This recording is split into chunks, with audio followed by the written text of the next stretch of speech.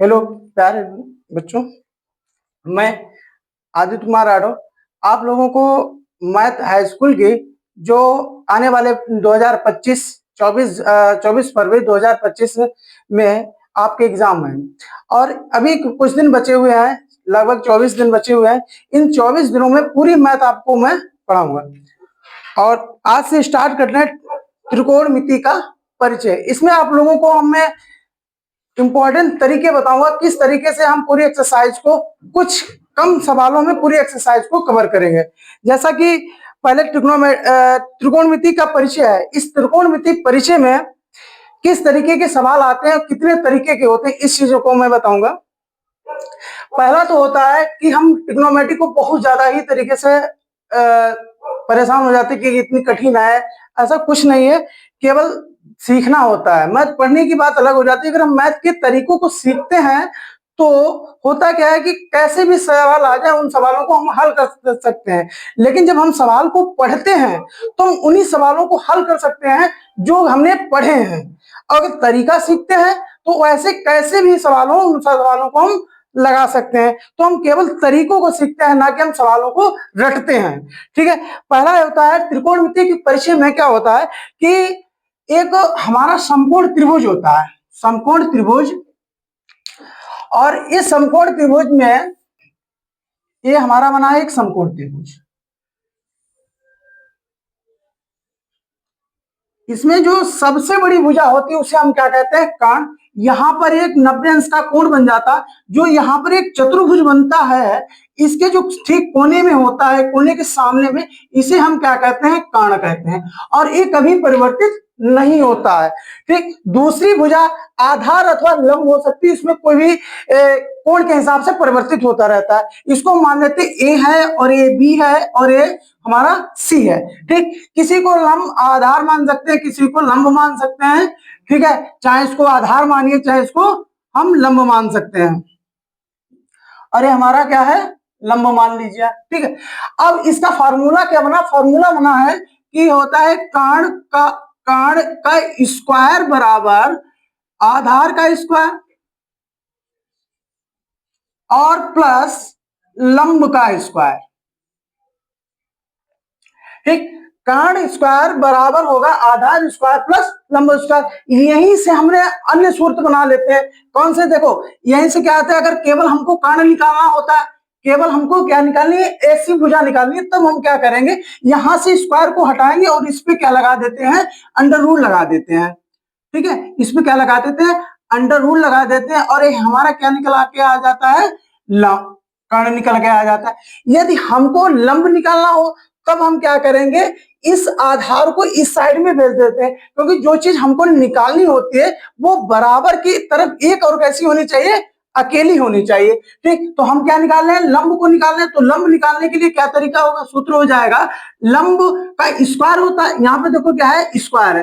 ठीक, और ये हमारा क्या है, कर्ण। देखो इधर है क्या, हमारा कर्ण है। ठीक, कर्ण का स्क्वायर है और आधार को इस साइड में भेजेंगे तो क्या हो जाएगा, माइनस का हो जाएगा, क्योंकि यहाँ पर काय का है, प्लस का है। तो इस वजह से इस साइड में आएगा, काय का हो जाएगा, माइनस का हो जाएगा, माइनस का आधार का स्क्वायर। यहां से जैसे ही हम इसको स्क्वायर को हटाएंगे तो ये यहां से क्या स्क्वायर हटेगा और इस साइड में क्या लगा देगा, ये अंडर रूट लगा देगा। ये हो जाएगा कर्ण का स्क्वायर माइनस क्या हो जाएगा, आधार का स्क्वायर हो गया।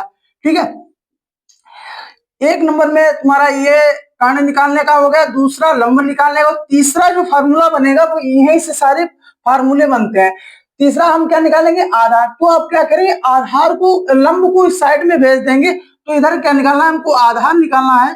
तो ये हो जाएगा आधार का स्क्वायर बराबर हो जाएगा कर्ण का स्क्वायर माइनस लंब का स्क्वायर हो गया। अब यहां से स्क्वायर हटाएंगे तो इस पे क्या लग जाएगा, हमारा अंडर रूट लग जाएगा। ये हो जाएगा आधार बराबर हो जाएगा अंडर रूट कर्ण का स्क्वायर और माइनस का क्या हो गया, लंब का स्क्वायर हो गया। ठीक है, ये भुजाओं को निकालने के, अगर हमको कर्ण निकालना है तो क्या करें, इन दोनों भुजाओं के वर्गों का योग कर देंगे। ठीक, तो हम निकाल लेंगे कर्ण। ठीक, इन तरीके से हम क्या करते हैं, भुजाओं कब निकालते हैं, जब इन भुजाओं में से हमको कोई दो भुजा दे रखी है। जैसे मान लेते हैं कि हमारा लंब क्या है, एक है, तो मान लीजिए ए है और आधार क्या है, बी है।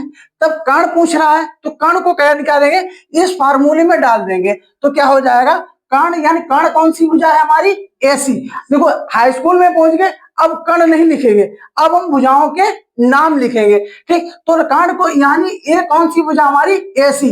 तो एसी भुजा को निकालने के लिए हम इस्तेमाल तो सूत्र इस वाले का करेंगे, लेकिन नाम कर्ण का न लिख के हम भुजाओं का नाम लिखेंगे। ठीक है, अब यहाँ पर क्या है, कर्ण हमारा एसी है और अंडर रूट लगा दिया। आधार क्या है हमारा, ए बी, ए बी का स्क्वायर हो गया और प्लस लंब कौन सा हमारा है, B C, B C square हुआ।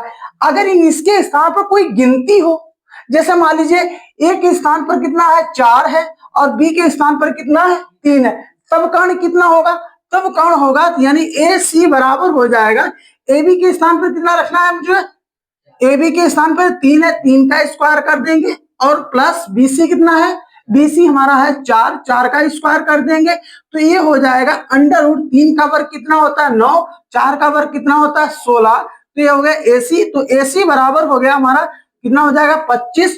अब 25 का वर्ग अंडर रूट हटाएंगे, वर्गमूल आ जाएगा, तो एसी का कितना हो जाएगा, वर्गमूल में लेने पर कितना हो जाता है 5।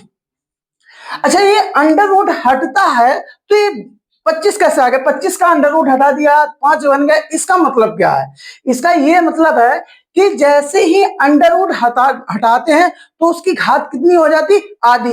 ये इस अंडर रूट का मतलब ही होता है उस संख्या की घात कितनी है, आधी। जैसे कि यहाँ पर लिखा है 25, 25 का अंडर रूट लिखा और 5 आ गया, वर्गमूल पता है। अगर 25 का ना लिख के कोई संख्या लिखी होती, जैसे मान लीजिए लिखा होता 50 लिखा है, अब 50 का वर्गमूल क्या करेंगे, इसका चलो वर्ग कर लिया, घाते होंगे डबल, लेकिन इसका क्या करेंगे, तो हम करते क्या है, घात क्या कर देते हैं, आधी कर लेते हैं। जैसे कि 5 है, 5 को हम 25 को क्या लिख सकते हैं, 25 को लिख सकते हैं 5 गुणे 5।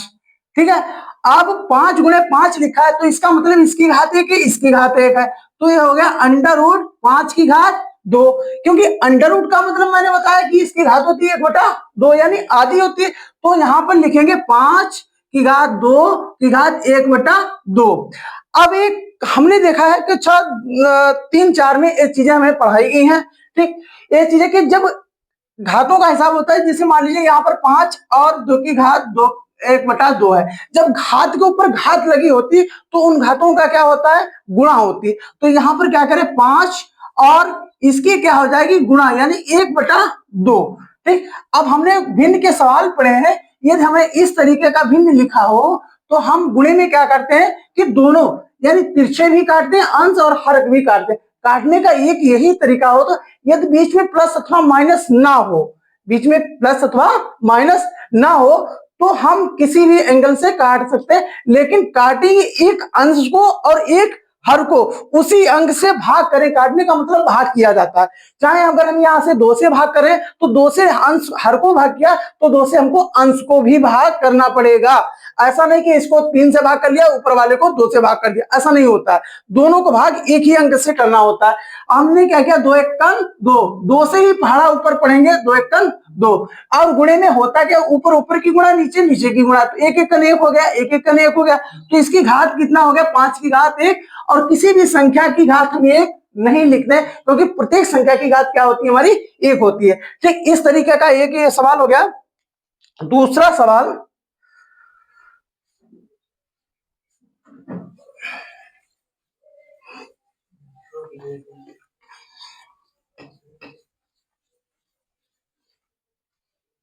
रुका है ना।